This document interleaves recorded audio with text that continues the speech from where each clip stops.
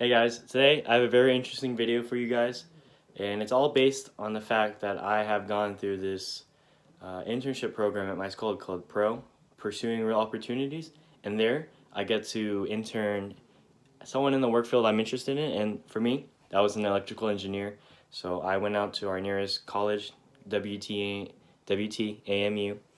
and there I met Dr. Parthipan, and he has given me the opportunity to understand what electricity, the concepts behind electricity is like, and has given me a microcontroller kit to use. And so for today, I'm going to show you what I've done and the project he's given me, which was this auto-adjusting solar panel.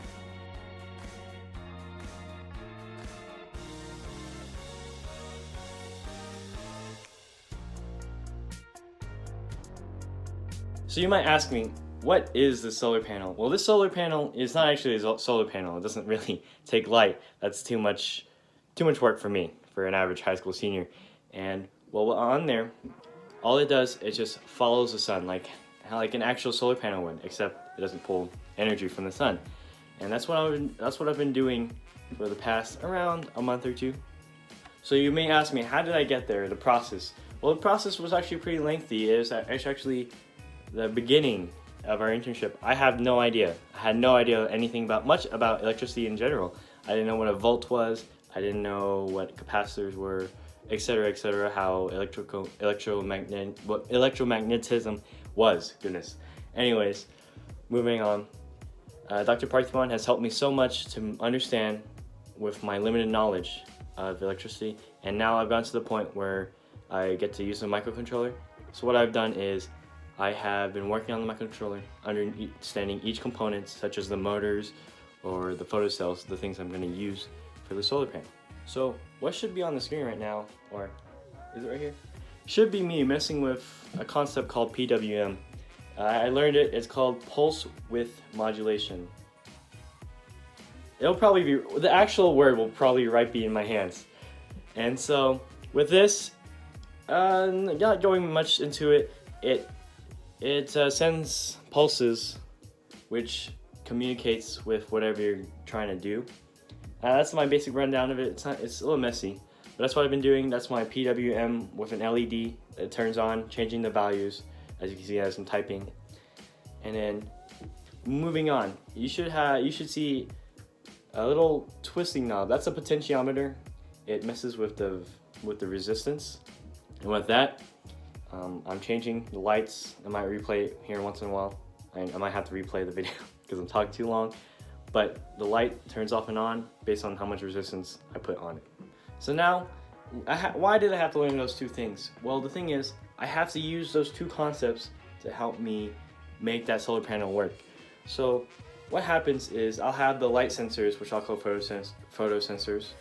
They will read the values of the light, right? And from those values, they'll cause the motors to move in certain directions. So the PWM, which is what?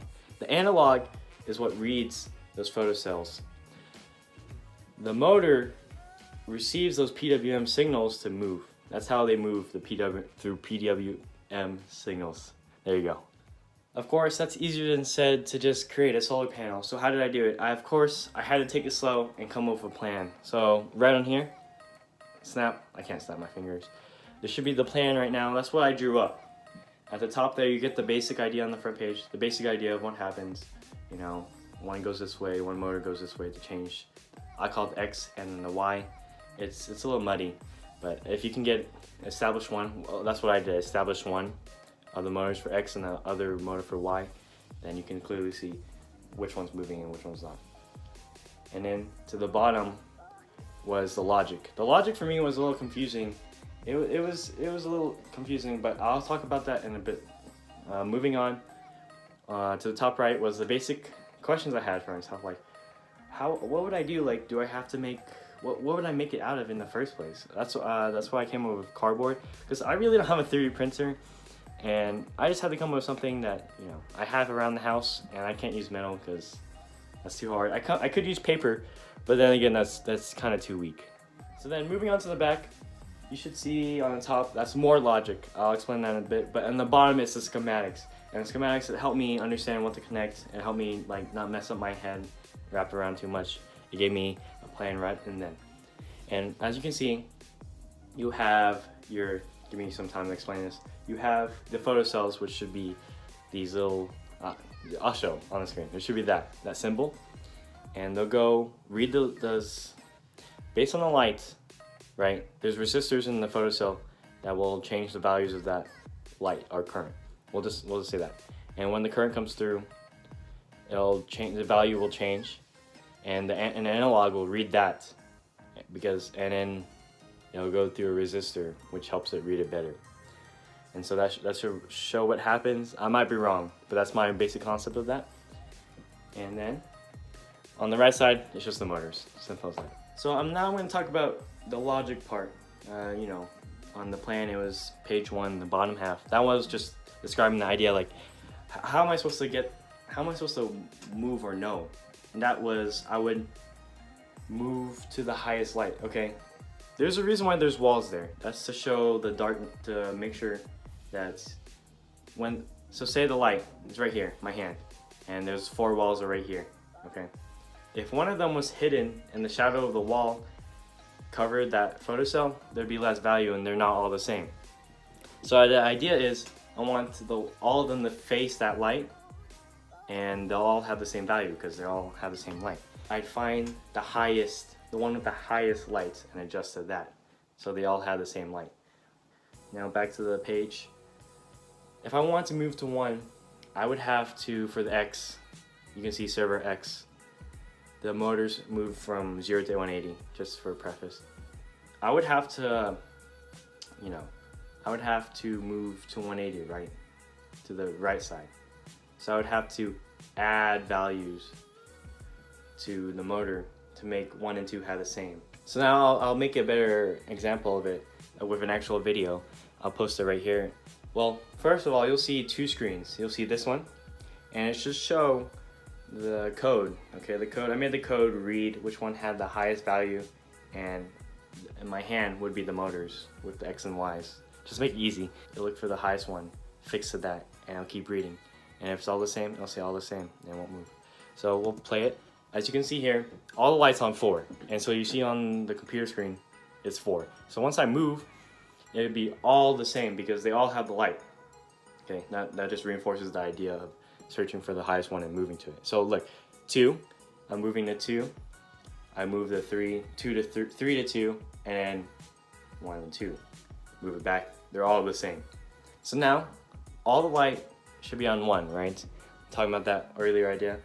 4 will go to 1, and then 2 will go to 1, depending on what it is, plus, minus on the X servos or Y servos.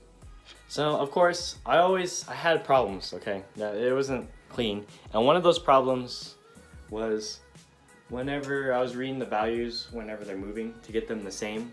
And once they get the same values, like 1 and 2, when they get the same values, when they stop. But the idea was, once the values were the same, stop. But that messes up, because if I move my hand a bit, or the whole table shaky, or just whatever happens, the idea would be that when it reads, it wouldn't be the same. It wouldn't be exactly the same values, and it would just keep on going, trying to search for the next value. Once it reached, like, say originally 1 was the highest one, the highest value, and I wanted to fix X. Once that highest value starts not to become the highest value anymore, like 2 becomes higher than 1, then it stops, because that should mean they're about the same. So the other problem I had was the design. My initial design, I'll put up now, it was kind of big, okay, compared to the small one, once you see it. And the other thing is the stem. That stem I'm wiggling is weak. It's not that strong. I'll explain why in a bit. But as you can see here, the smaller one, it's about 1/3 of the size. See, stem, at least more than half of the size of that one. So why did I have the longer stem? Now the idea was the motors, when I hooked them up, I just glued them on. I mean, not glued, taped them on. And so it was really weak. But that was just because I was just coming up with just figuring out the logic in the first place, not how well it would work. And that's what I did. I just taped it on, and one of the ideas was the stem was too short, so if it went to like 90, all the way down to like the 0 degree or the 180th degree, it would bump the other motor, and that would mess up things. It would just mess up. So I made the stem longer, so the solar panel would have more space, so it wouldn't bump the other motor. So I had to make a new design. So as you can see here, it's more compact. I mean, you may ask, what the heck? Where is it? It's a box, and all of it can fit inside the whole box.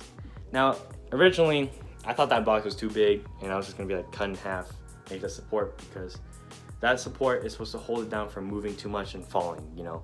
It's supposed to support it from falling. But after figuring out that the whole thing can fit inside the whole thing, I thought it was cool, so I just left it like that. So moving on, there you go, we got those 4 pieces with all the wires. And so one of the motors, you can see, I put it in a little box thing. I'm gonna remove the tape, it was a bit messy. But one of them was in a box, so it could stabilize it, hold it, and not just hold it with tape. That's what I did originally. I held it with actual supports. You can see here, I can stick easy. So now, the coolest thing I think about the whole thing is it slides in. It's for ease of comfort, not comfort, it's just for ease. So like, it doesn't just, cause I could've just glued it on there and it's being hassle just like holding it. Basic idea, it's simple. And so now, you can see the other one, instead of just taping it, I have a little slot for the box to go into, that little holding thing. And I did the same thing with the stem. As you can see here, there's that little hole again, little wires in the way. So you can see there. It wasn't that hard, it was pretty easy. And for the purpose of this, the motors weren't adjusted right, so I'll just stick it on sideways. But as you can see there, it goes in, all that, better than the last one, all good. So as you can see, I'm gonna put it now, I finally made it, it works. Well, let's put a little asterisk there because technically it did not work as well. I originally had it, I'll be honest, it was working back then. It worked, but I think I wore down the motors a bit. It doesn't work as powerful, it's not as powerful as now. So one of the motors, for this case, the X motor, which is at the bottom, it wouldn't go all the way back.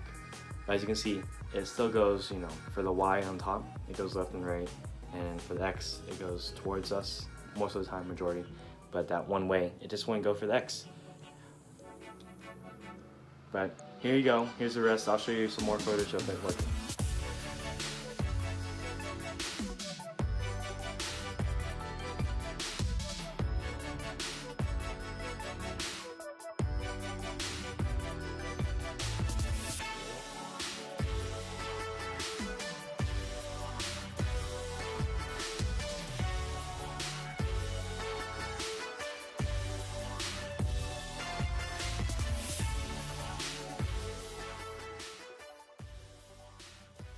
What did I learn? I thought it was amazing. I never thought I could do it, to be honest. I'm excited for more. But the thing is, I learned from this, one big thing I learned from this is that no matter what you do, there's always a better way to make it better. My solar panel, it's not 100% great. I don't think it's that great. It can be better. Like I said, the motors can be better, make a better design, less weight because of the cardboard. And just like all those little tweaks, and that has allowed me to learn that it's really tough, and you know, there's nothing perfect out there. And you know, even the code, my code is not 100% efficient. I'll put it on here on the screen, loads and loads of just code. I could do something to make it more shorter, all that, but that's what I guess I like about the electrical engineering for now, or engineering and basically. It's just, there's so many things you can do, so many things to make everything better, and I guess that's what keeps the industry going. So that's the video. I thank you guys for watching. A little mundane, I don't know, sorry. But I hope you guys have a good one.